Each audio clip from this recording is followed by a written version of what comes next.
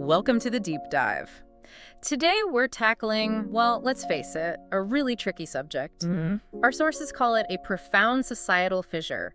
It's this intersection of, traditional religious views and how we understand sexuality and gender identity today. Yeah, it's huge. Arguably one of the biggest modern taboos out there. And it really forces everyone, believers or not, to confront this question. Which authority ultimately matters more?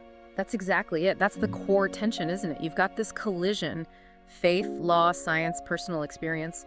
It all just crashes together. And it creates this fundamental clash between two really different sources of what people consider truth. Right. So on one side, you have what we can call traditional religious authority. This is deeply rooted in sacred text Bible, Quran seen as unchanging, divinely given. And then opposite that, you have modern humanistic authority. Okay. And this view, it's anchored in, contemporary science, psychology, biology, and it gives real ethical weight to individual lived experience, to universal human rights. So this collision means the debate isn't just about what people believe, it's really about how they even read their foundational documents. Precisely.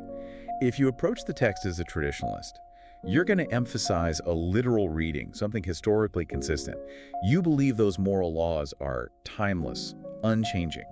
But then the progressive or revisionist approach, it takes a different angle altogether. They argue, wait a minute, these ancient texts, they're products of their specific cultural context, right? Exactly. And therefore, they'd say, we need to prioritize the ethical core, those big principles like love, justice, compassion. And apply those to create a life today that's fully inclusive. Yeah. And that subtle difference in hermeneutics, that method of reading, pretty much dictates every position we're about to explore. It's fascinating how much hinges on that. It really is. And that distinction drives right into our first segment, the Abrahamic divide. Because here, the text is just everything. Okay, let's dig in. Starting with Christianity. The traditional view, you find this firmly in evangelical circles, the Catholic Church, Orthodox groups. They ground their argument right back in creation itself. The logic is basically, sexuality is exclusively for having children within a heterosexual marriage. And they pull that from Genesis 1 and 2. And they definitely use those specific verses, the ones often called the clobber passages, to make their case against same-sex relationships universally. Right, like Leviticus 18.22, 20.13. Yep, and then New Testament verses in Romans 1, 1 Corinthians 6.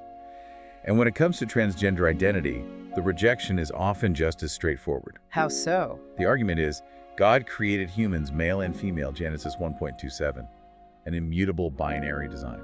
So altering that is seen as going against God's plan. Okay, but then you have the progressive wings, especially in mainline Protestant denominations, and they challenge that reading pretty fundamentally. They really do. They asked, well, if the core message is God is love, is it possible those ancient verses weren't actually condemning loving, consensual relationships between adults? So what were they condemning then, in that view? They might argue it was about specific cultural problems of the time. Things like pederasty, sexual exploitation, maybe pagan fertility rituals. Not the same thing as a committed, loving partnership today. So they shift the focus. Completely. They pivot to the overarching message they see.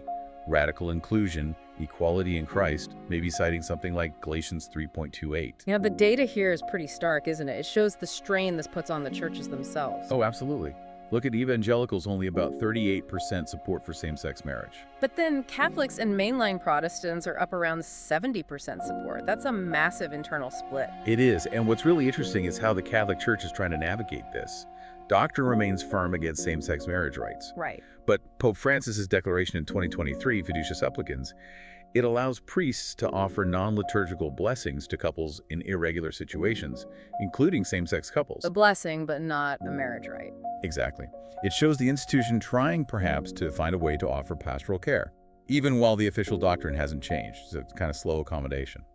Okay, so let's move to Judaism. We see a similar kind of tension, right, between ancient law and modern ethics. Very much so. Orthodox Judaism generally holds firm on the traditional interpretation of Leviticus 18.22, the prohibition against lying with a man as with a woman. It's seen as binding. But the reform and conservative movements, they've shifted significantly. Profoundly. Their reevaluation often comes down to prioritizing key ethical concepts. Two big ones are kavod, human dignity, and pikoach nefesh, the principle of saving a life, which extends to preserving mental and physical health. So if a law causes harm or undermines dignity, Then the ethical imperative, in their view, takes precedence. The law has to bend. That's a major driver behind the conservative movement, post-2006, deciding to allow the ordination of gay rabbis and also same-sex commitment ceremonies. and that ethical shift seems to align with the broader Jewish community in the U.S. It does. The data shows about 82% support same-sex marriage. It really highlights the kind of flexibility, prioritizing ethical growth, perhaps over strict scriptural literalism. Now, Islam, how did this play out there? Well, the traditional view across mainstream Sunni and Shia schools is fairly consistent. The Quran, along with the Hadith, the sayings and practices of the Prophet Muhammad are the key sources. And the central text is often the story of Lot, or Lut. Yes, that story is widely interpreted as a clear divine condemnation of same-sex acts, which are generally prohibited under the category of zina, or illicit sexual behavior. So same-sex marriage isn't recognized. Are there revisionist arguments within Islam too? There are. Some scholars and activists argue the story of Lot was fundamentally about inhospitality, arrogance, and sexual violence specifically. Attempted gang rape, not about consensual, loving relationships. So they focus on different themes within the text. Exactly. They might emphasize Rahma, or mercy, arguing the true spirit of the Quran actually promotes compassion and inclusion. But this brings up a really interesting, almost paradoxical situation in one country, right? Iran. Ah, yes. It's a fascinating legal complexity. While many Muslim-majority countries criminalize homosexual acts, Iran, since the 1980s, actually permits gender-affirming surgery. That seems like a huge contradiction on the surface. Why? It's often explained as a legal and medical accommodation, not necessarily an embrace of gender fluidity itself. The rationale allows an individual experiencing gender dysphoria to surgically transition to the opposite, legally recognized gender. So they can then legally marry someone of the now opposite sex? Precisely. It maintains the legal structure of binary marriage by allowing a medical transition. It addresses the individual's distress, but keeps the legal framework intact. It's complex. Wow. Okay, so that whole discussion really highlights how the Abrahamic faiths are just deeply intertwined with wrestling over specific interpretations of their sacred texts. Absolutely. It's a constant negotiation. Does that same kind of textual wrestling even happen in Eastern traditions? Yeah. Not in the same way, generally speaking. And that's a crucial difference. These traditions often aren't as centered on a single creator deity establishing a strict procreative binary. The focus tends to be more on spiritual concepts, like karma, suffering, liberation, non-harm. Okay, like Hinduism, for instance. Our sources say there's no direct condemnation of homosexuality like you see in the Bible or Quran. Right. Hinduism is inherently diverse, pluralistic. There's always been more fluidity. You see this structurally in concepts like Tritiya Prakriti, the third gender. That's an ancient concept. Very ancient, woven into texts, mythology. You have figures like Shikandi in the Mahabharata who changes gender. You see fluidity celebrated in temple art like at Khajuraho. It wasn't necessarily seen as a theological problem, it was just another way of being. But that historical acceptance faced pushback, didn't it? Oh, definitely. The sources point clearly to British colonial rule. Laws like Section 377 led to widespread stigmatization and criminalization of the Hijra community, who are often seen as inheritors of that third gender tradition. So when the Indian Supreme Court overturned Section 377 in 2018, in many ways, it wasn't creating something new, but restoring an understanding that existed before colonization. And the data seems to reflect that underlying cultural acceptance. 88% of U.S. Hindus support same-sex marriage. Okay, moving on to Buddhism. The framework shifts again, right? Completely. The core logic here is about alleviating suffering, dukkha, and avoiding attachment or craving, which are seen as the roots of suffering. So how does that apply to sexuality? Well, the third precept advises against sexual misconduct. But misconduct is generally interpreted through the lens of harm.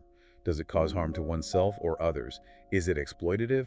Is it driven by unhealthy craving? So the gender of the people involved isn't the main point? Generally not. The paramount virtue is compassion, karuna. Many modern Buddhist schools, including teachers like the Dalai Lama, emphasize that the real issue is the quality of the relationship and the intention behind it. Is it loving? Is it consensual? Does it cause harm? So if it's a loving, non-harming relationship, then it likely falls outside the definition of spiritual misconduct related to that precept. The result, high acceptance. Around 87% of U.S. Buddhists support same-sex marriage. we should probably briefly mention Sikhism here as well. Yes, it's a younger tradition. Guru Nanak, the founder, strongly emphasized equality and justice.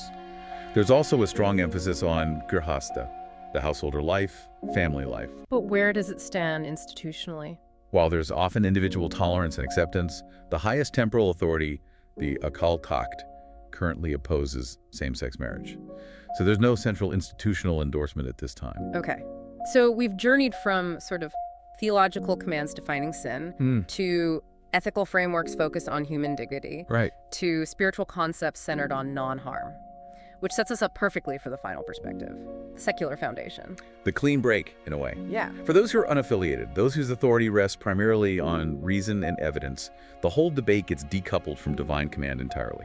Their logic seems to rest on two main pillars: individual rights and empirical evidence. Exactly. The underlying philosophy is often secular humanism.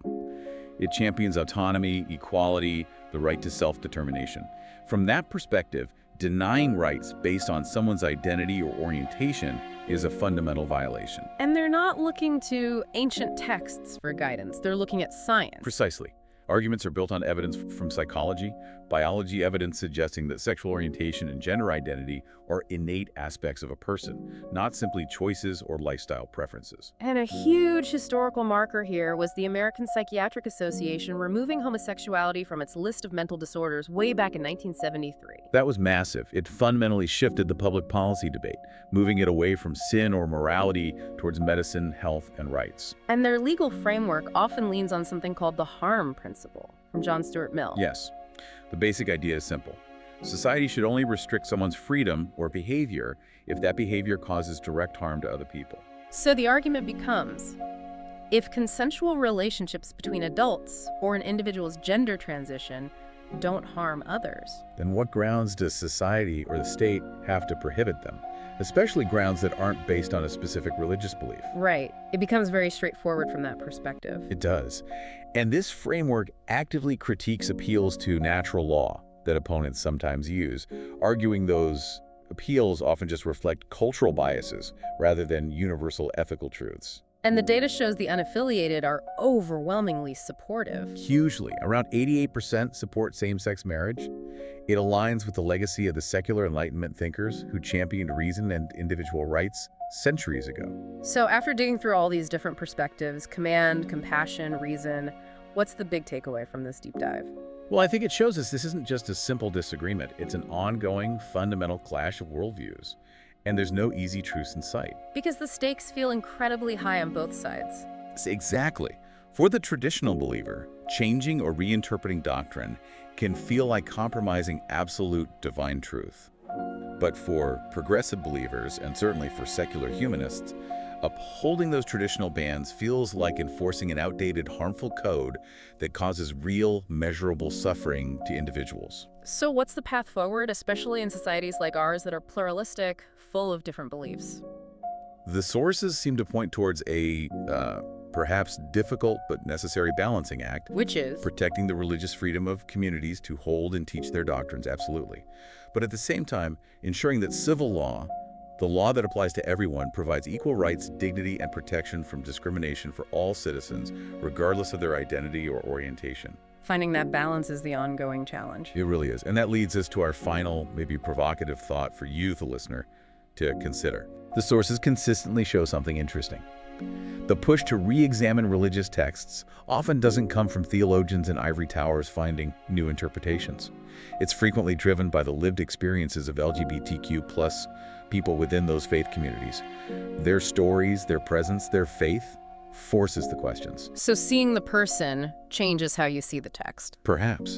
And if you look at the data, overall support for same-sex marriage among all U.S. Christians has gone from 44% in 2014 to about 55% today. It makes you wonder. Wonder what? Does the long-term spiritual health, maybe even the institutional survival of a religion, depend less on rigidly sticking to ancient interpretations and more on its ability to adapt, to embrace what many see as the evolving moral imperatives of compassion and truly radical inclusion? Something to definitely mull over. Thank you for that deep dive. Thank you.